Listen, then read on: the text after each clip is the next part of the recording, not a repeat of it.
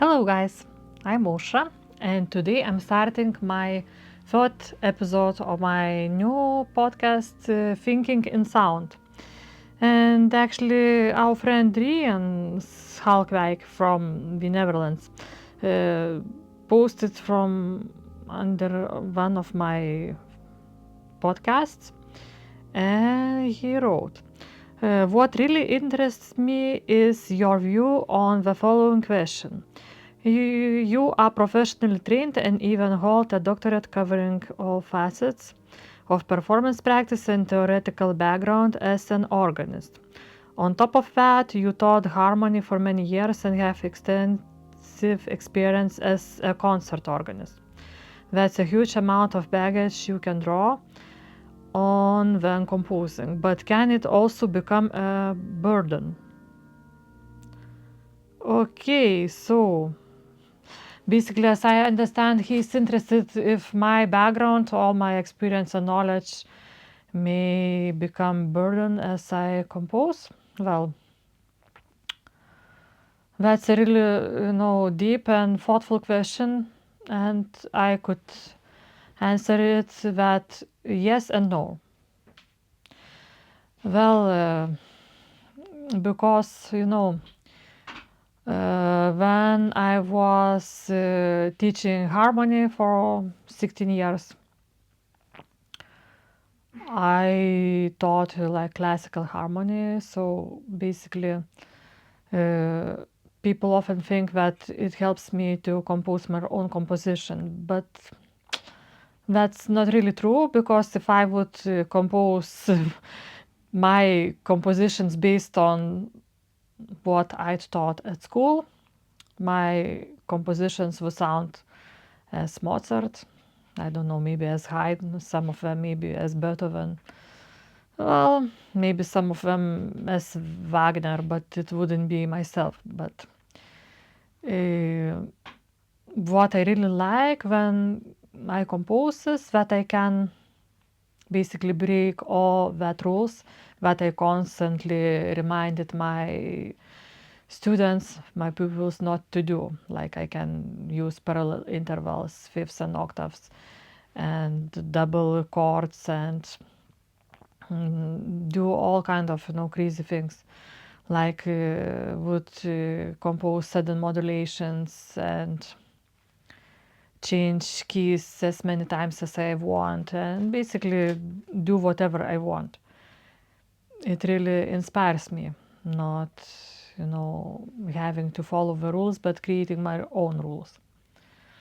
Well, but of course sometimes I'm thinking what I am doing, why I'm doing it.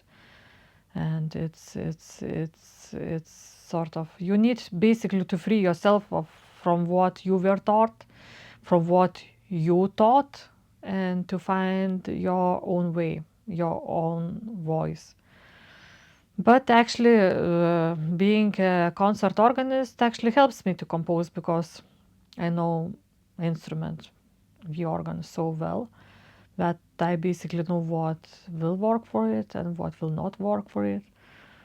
And another advantage of being, organist is that I'm able to play my own compositions, which is a great satisfaction. Because I remember when I was just a student at the Academy of Music, I remember how my colleagues, like composition students, would suffer greatly because we would have to compose all these different compositions for various instruments, for voice and ensembles. And we would have to find somebody, even hire somebody, because I think we could pay just a little bit of money for their illustrators. And I also recorded some music for one of my composition colleagues. I sang actually 3 of her songs. But it's sort of always that tension. Will you be able to find, people who will want to perform your music? And will they perform it well? Will they perform them as you want? And it might be really difficult sometimes.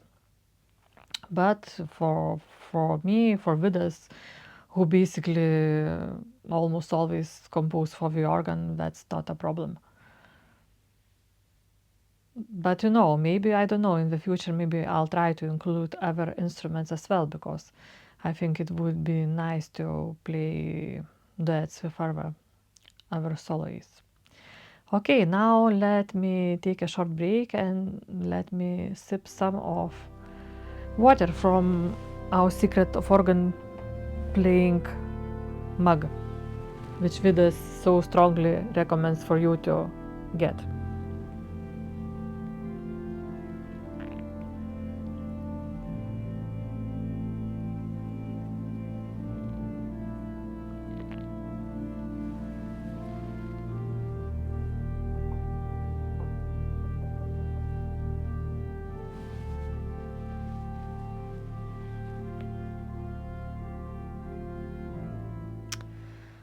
So now what could I also add on this thought sent to me by Rien?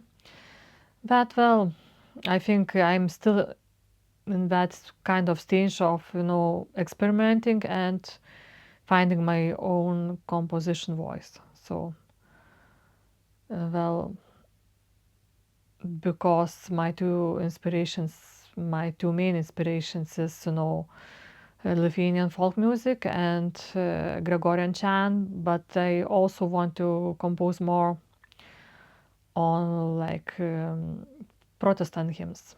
Maybe use some psalms from the Genevan Psalter, or create more composition based on Lutheran hymns. That's also very nice. And maybe do some free compositions too, which is nice.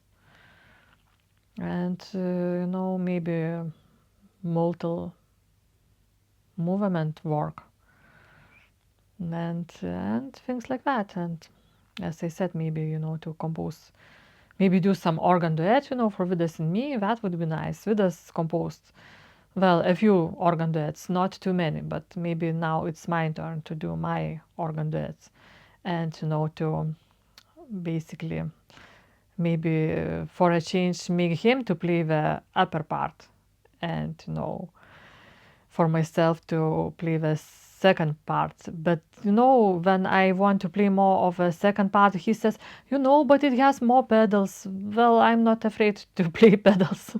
Actually, it's fun. It's really fun to play the pedal, because if you are not playing pedal, then what is your point of playing organ at all? I think we have this huge advantage, of being able to extract these really deep sounds from the pedal board. So we really need to take advantage of it, and I am definitely will. So, okay, guys, thank you so much for listening, and I am looking forward for my next episode, and I hope you enjoyed it and you will send me more questions. Thank you for now. Bye bye.